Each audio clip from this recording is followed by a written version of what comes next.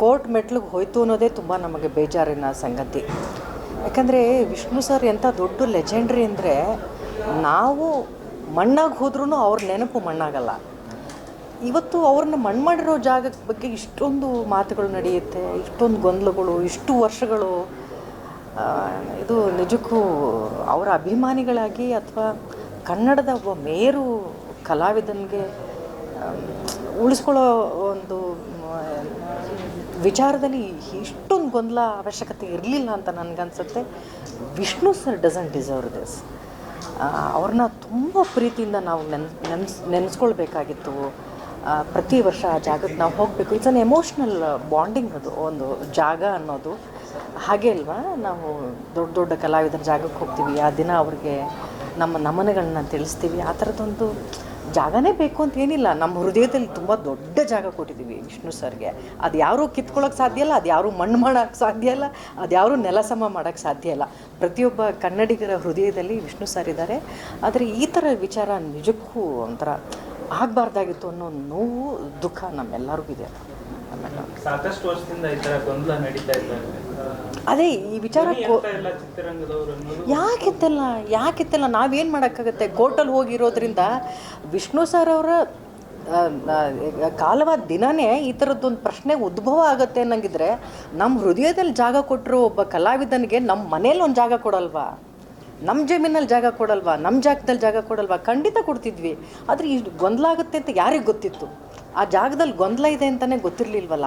ಈ ಗೊಂದಲಗಳಿದ್ದಿದ್ರೆ ನಾವು ಅಭಿಮಾನಿಗಳು ನಾವು ಯಾವತ್ತೂ ರೆಡಿ ಇದ್ದೀವಿ ರೀ. ನನಗೂ ಒಂದು ಜಮೀನಿದೆ, ಒಂದು ಪುಟ್ಟ ಜಾಗ ಇದೆ. ಖಂಡಿತವಾಗಿ ನಾನು ಅವ್ರನ್ನ ನನ್ನ ದೇವ್ರ ಮನೇಲಿ ಹೆಂಗೆ ಜಾಗ ಕೊಡ್ತೀವೋ ವಿಷ್ಣು ಸರ್ಗೂ ಒಂದು ಜಾಗ ಕೊಡ್ತೀವಿ ಒಂದು ಫೋಟೋದಲ್ಲಿ. ಅಂಥದ್ದಲ್ಲಿ ನಮ್ಮ ಜಮೀನಲ್ಲಿ ಅವ್ರಿಗೆ ಜಾಗ ಕೊಡ್ತಾ ಇರಲಿಲ್ಲ. ಖಂಡಿತ ಕೊಡ್ತಿದ್ವಿ. ದುರ್ವಿಧಿ ಇದು ಗೊತ್ತಿರಲಿಲ್ಲ ನಮಗಷ್ಟೇ. ಆ ಜಾಗ ಒಂದು ಈ ಥರದ್ದೊಂದು ಕಥೆ ಆಗುತ್ತೆ, ಈ ಥರದ್ದೊಂದು ಲಿಟಿಗೇಷನ್ ಆಗುತ್ತೆ ಅನ್ನೋದು ಯಾರಿಗೂ ಗೊತ್ತಿರಲಿಲ್ವಲ್ಲ. ಪ್ರತಿಯೊಬ್ಬ ಅಭಿಮಾನಿಯ ಎಲ್ಲ ಆಶಾ ಇದನ್ನೇ ಹೀಗೆ ಇರೋದು. ಮತ್ತು ಜೊತೆಗೆ ಏನಂದರೆ ಧೀಮಂತ ನಾಯಕನಿಗೆ ಈ ಥರ ಒಂದು ದುರಂತ ಅಂತ ಏನು? ಖಂಡಿತವಾಗ್ಲೂ ಹೌದು. ನಾನೇ ಹೇಳ್ತೀನಿಲ್ಲ, ಕಲಾವಿದರು ಮಾತ್ರ ಅಲ್ಲ, ನೀವೆಲ್ಲರೂ ವಿಷ್ಣು ಸರ್ ಅಭಿಮಾನಿಗಳು ಅಲ್ವೇನೋ, ಮಾಧ್ಯಮದವರು ಅಲ್ವಾ? ಏನು ಮಾಡೋಕ್ಕಾಯ್ತು? ಗೊಂದಲನ ಹೇಗೆ ಬಗೆಹರಿಸೋಕ್ಕಾಯ್ತು? ನಿಮಗಾದರೂ ಕೇಳ್ತಿದ್ದೀನಿ ನಾನು. ಆಗಲ್ಲಲ್ವಾ? ಕೋರ್ಟಲ್ಲಿ ಕೇಸ್ ಇರೋದ್ರಿಂದ ನಾವು ಯಾರೂ ಏನೂ ಮಾಡೋಕ್ಕಾಗದಿರೋ ಪರಿಸ್ಥಿತಿಲಿ ಇದ್ದೀವಿ. ಅವತ್ತೇ ಕೇಳಿದ್ದಿದ್ರೆ ಖಂಡಿತವಾಗ್ಲೂ ನಮ್ಮೆಲ್ರಿಗೂ ಜಾಗ ಐತ್ರಿ. ಈ ಅಭಿಮಾನಿಗಳಿಗೆ ಮತ್ತು ತಿಕ್ಕಾಟದಿಂದ ಆಗ್ತಾ ಇದೆ ಅಂತ ಅದು ನನಗೆ ಗೊತ್ತಿಲ್ಲ. ಲೈಕ್ ನಾನೊಬ್ಬ ಅಭಿಮಾನಿಯಾಗಿ ಮಾತ್ರ ಮಾತಾಡಬಲ್ಲೆ. ಮೊದಲೇ ಗೊತ್ತಿದ್ದರೆ ಇದಕ್ಕೊಂದು ತಾರ್ಕಿಕ ಅಂತ್ಯ ಸಿಗ್ತಿತ್ತೋ ಏನೋ. ಮೊದಲಿಂದನೇ ಇದು ಆ ಜಾಗದಲ್ಲಿ ಇಷ್ಟೊಂದು ಗೊಂದಲ ಇದ್ದಿದ್ರೆ ಅವ್ರ ಕುಟುಂಬದವರು ಒಪ್ಕೊತಾ ಇರಲಿಲ್ಲ. ಯಾರಿಗೆ ಗೊತ್ತಿತ್ತು ಅನಿಸುತ್ತೆ? ಗೊತ್ತಿದ್ದು ಮಾಡಿರೋದು ಅಂತ ನನಗೇನು ಅನ್ನಿಸ್ತಾ ಇಲ್ಲ. ಅದು ಐ ಡೋಂಟ್ ನೋ. ನಾನು ಅದ್ರ ಬಗ್ಗೆ ಹೇಳೋದಕ್ಕೆ ಹೆಚ್ಚು ನನಗದ್ರ ಬಗ್ಗೆ ಗೊತ್ತಿಲ್ಲ. 75 ವರ್ಷ ಆಗ್ತಿದೆ ಅವ್ರ ಜನ್ಮದಿನಾಚರಣೆ. ಆ ಸಮಯದಲ್ಲಿ ಕಾರ್ಯಕ್ರಮ ಮಾಡಬೇಕು ಅಂತ ಎಲ್ಲರೂ ಒಂದು ಅಭಿಮಾನಿಗಳು ಸೇರ್ಕೊಂಡು ಇವರ ಪ್ಲಾನ್ ಆಗಿತ್ತು. ಆದರೆ ಈಗೇನಾಗಿದೆ ಅಂತಂದರೆ ಬೇಡ ಅಂತ ಫ್ಯಾಮಿಲಿಯವರು ಕೂಡ ಬೇಡ ಮಾಡೋದು ತಿಕ್ಕಾಟ ಶುರು ಮಾಡಿದೆ ಅಭಿಮಾನಿಗಳು ಮತ್ತು ಫ್ಯಾಮಿಲಿಯವರು. ಆ ಪ್ರಶ್ನೆ ಬಗ್ಗೆ ಉತ್ತರಿಸೋದಕ್ಕೆ ನನಗೆ ಅಷ್ಟು ವಿಚಾರಗಳು ಗೊತ್ತಿಲ್ಲ. ಬಟ್ ವಿಷ್ಣು ಸರ್ ಅವರ ಜನ್ಮದಿನವನ್ನು ನಮ್ಮ ಜನ್ಮ ಇರೋವರೆಗೂ ನಾವು ಆಚರಿಸ್ತೀವಿ. ವಿಷ್ಣು ಸರ್ ಅವ್ರನ್ನ ಅದೊಂದು ಜಾಗಕ್ಕೆ ಹೋಗಿ ನಾವು ಅವ್ರಿಗೆ ನಮನ ಸಲ್ಲಿಸಿದ್ರೆ ಮಾತ್ರ ನಮ್ಗೆ ಅವ್ರ ಮೇಲೆ ಪ್ರೀತಿ ಇದೆ ಅಂತಲ್ಲ. ಅವರು ನಮ್ಮ ಹೃದಯದಲ್ಲಿ ಯಾವತ್ತೂ ಇರ್ತಾರೆ. ಹೌದು, ಖಂಡಿತ ಸರ್. ಅದಕ್ಕೆ ನಾನು ಅಲ್ಲಲ್ಲ, ಒಂದೇ ಜನ್ಮದಿನವನ್ನು ನಾವಿಬ್ಬರು ಶೇರ್ ಮಾಡ್ಕೊಳ್ತೀವಿ. ನನಗೆ ವೀರಪ್ಪ ನಾಯಕ ಸಿನಿಮಾದಲ್ಲಿ ನಾವಿಬ್ಬರು ಒಂದೇ ಕೇಕ್ನ ಕಟ್ ಮಾಡಿದ್ವಿ. ವಿಷ್ಣು ಸರ್ ಅವ್ರು ಹೇಳಿದ್ರು ಆವತ್ತು ಕೇಕ್ನ ಕಟ್ ಮಾಡುವಾಗ ನನ್ನ ಬರ್ತಡೇನೂ ಅವತ್ತೇ ಅನ್ನೋದು ವಿಷ್ಣು ಸರ್ಗೆ ಅವತ್ತೇ ಗೊತ್ತಾಗಿದ್ದು.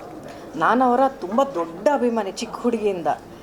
ನಮ್ಮ ಸ್ಕೂಲಲ್ಲಿ ಗ್ಯಾಂಗ್ ಇದ್ದರೆ ನಾನು ವಿಷ್ಣು ಅಭಿಮಾನಿಗಳ ಗ್ಯಾಂಗ್ನ ಲೀಡರ್ ನಾನು.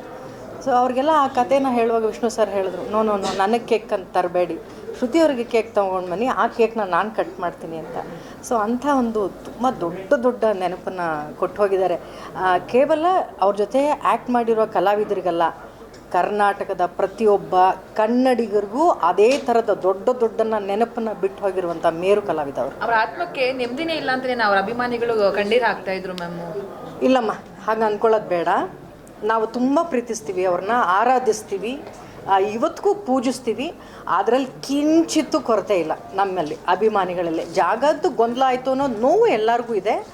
ಆದರೆ ಅವ್ರನ್ನ ಪ್ರೀತಿಸೋದಾಗ್ಲಿ ಅವ್ರನ್ನ ನೆನಪಿಸ್ಕೊಳ್ಳೋದಾಗ್ಲಿ ಅಭಿಮಾನಿಗಳಲ್ಲಿ ಕಿಂಚಿತ್ತು ಕೂಡ ಕಡಿಮೆ ಆಗಿಲ್ಲ, ಆಗೋದೂ ಇಲ್ಲ.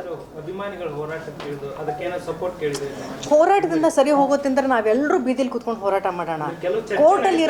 ಕೋರ್ಟಲ್ಲಿ ಇರೋದ್ರಿಂದ ಏನು ಮಾಡೋಣ ಹೇಳಿ? ಅಂದ್ರೆ ಅಲ್ಲಿ ಅಷ್ಟು ದಿನ ಕೊಟ್ರೆ ನಾವು ಕಂಠೀರವ ಸ್ಟುಡಿಯೋಗೆ ಅಥವಾ ಮನವಿ ಮಾಡೋದಕ್ಕೆ ಮುಂದಾಗ್ತಾ ಇರ್ತೀವಿ. ಕುಟುಂಬದವರು ಅದ್ರ ಬಗ್ಗೆ ತೀರ್ಮಾನ ಮಾಡಿದ್ರೆ ನಾವೆಲ್ಲರೂ ಸಾಥ್ ಕೊಡ್ತೀವಿ, ಅಥವಾ ನಾವೆಲ್ಲರೂ ಬೀದಿಲಿ ಕೂತ್ಕೊಂಡು ಹೋರಾಟ ಮಾಡೋದ್ರಿಂದನೇ ಇದೊಂದು ಮುಕ್ತಿ ಇದೆ ಅಂದರೆ ಖಂಡಿತವಾಗ್ಲೂ ನಿಮ್ಮ ಮಾಧ್ಯಮದವ್ರು ಹೇಳಿ, ಇಂಥದ್ದೊಂದು ದಿನ ಫಿಕ್ಸ್ ಮಾಡಿ ಬರ್ತೀವಿ ನಾವೆಲ್ಲ. Okay ma'am, thank you ma'am. So much.